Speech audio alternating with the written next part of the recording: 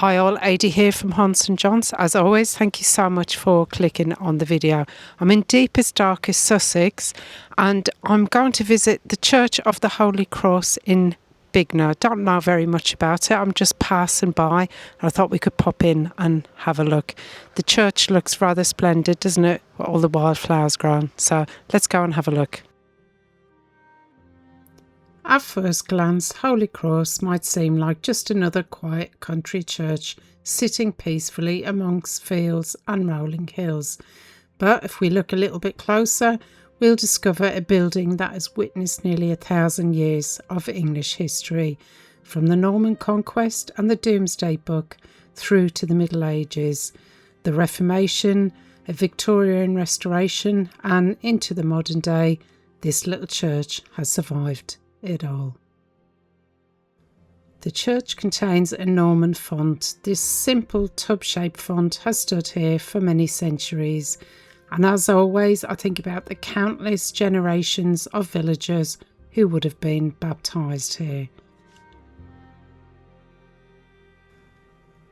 There was a QR code for an appeal to help them fix the roof. This is the problem. These old churches cost an absolute fortune to maintain, so I hope they raise enough money to fix the roof. One thing that surprises many visitors is the size of the nave. For such a tiny village, the interior feels unexpectedly spacious. Some writers have even described its proportions as almost cathedral-like. The nave rises high above the congregation, creating a sense of openness that you don't always find in rural churches. But today, those generous proportions help create acoustics, which is one of the reasons it's often used for concerts and cultural events as well as worship. Another medieval treasure inside the church is this 14th century rood screen. Now, in medieval churches, rood screens separated the nave, where the people sat, from the chancel, where the clergy conducted services. Now, most of these screens were destroyed during the Reformation, so surviving examples are always very significant. And at Bignor, proportions of the original 14th century screen remain, and it really gives us a rare glimpse into how medieval worship spaces were arranged.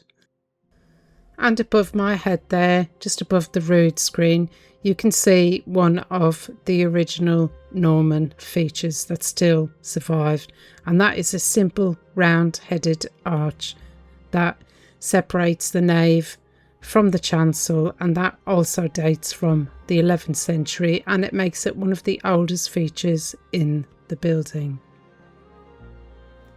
One of the things you notice when you walk into the chancel are these tall, slender, lancet Gothic windows, and they're arranged in a simple but beautiful design.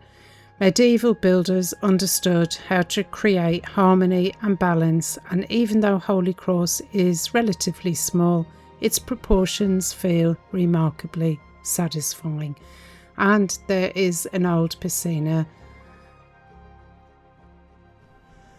Like many English churches, Holy Cross faced difficult times after the Reformation, and during the 16th and 17th centuries, changing religious practices affected churches across the country.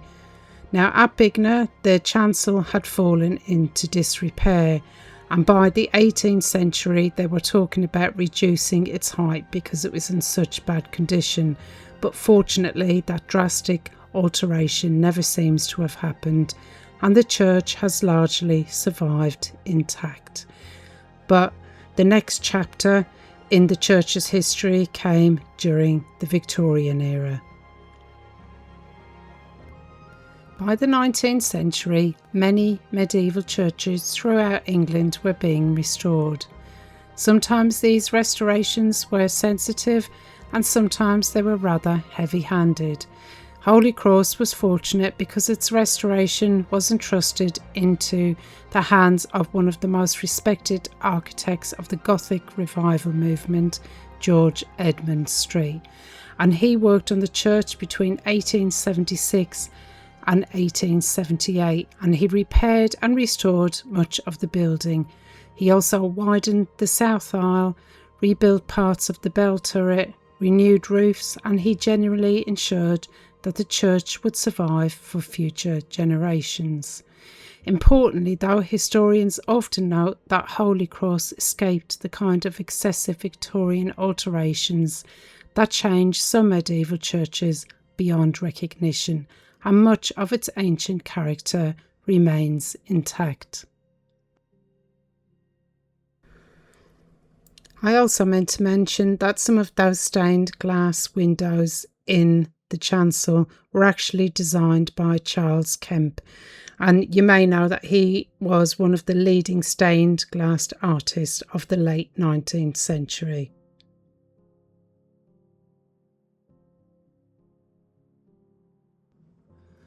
And I found the church's war memorial, so rest in peace, gentlemen.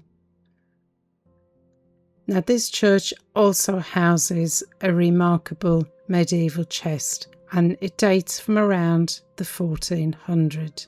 So it's decorated here, you see, with carved arcading and battlement style details. It is one of the most interesting pieces of furniture in the building. Now, over the centuries, it has served various purposes, and it was even reportedly used as an altar at one point. But as you can see, today it's used for storage. It's a Grade 1 listed building, but it remains very much a living part of the local community.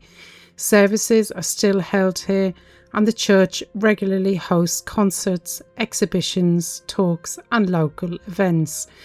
And apparently in 2009 the church was transformed for a wildflower festivals, and designers created an indoor landscape complete with meadows, woodland scenes and even a waterfall, and thousands of visitors came to see it. I would have loved to have seen that myself, and this just proves that this ancient building continues to inspire creativity in modern times, just as it has done for centuries.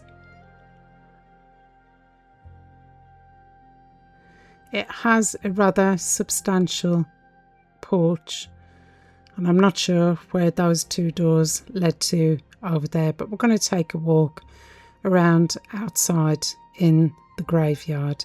Now, the local village of Bignor is best known for its Roman villa nearby, and I have actually done a video from there, which you'll find on my channel if you're interested, as it's one of the finest Roman archaeological sites in Britain, and it's famous for its spectacular mosaics, and it attracts visitors from all over the country.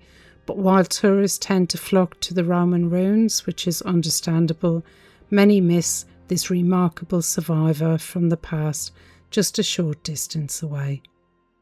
And it also had this spectacular yew tree, and I usually like to go and give them a hug, but as you can see, it's really overgrown here, so I couldn't get in there.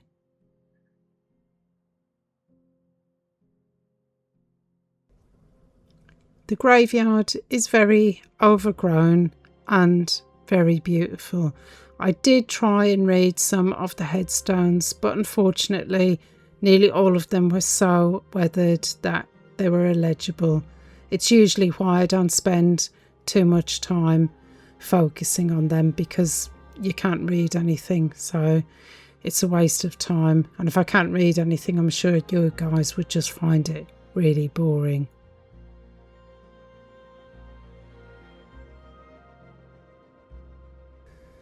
The church itself actually sits at the northern edge of the village, and it has roots that stretch back obviously to the 11th century, and in fact the church was actually mentioned in the Domesday Book of 1086.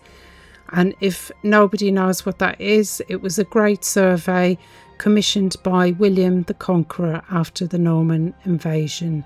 So this means that worship has taken place on this site for at least 900 years, and probably even longer.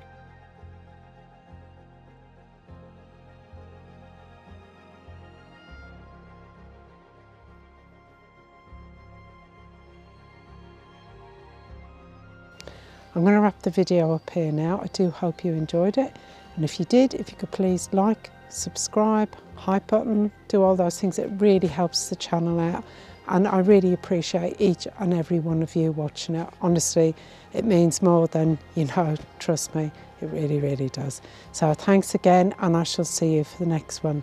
Bye for now.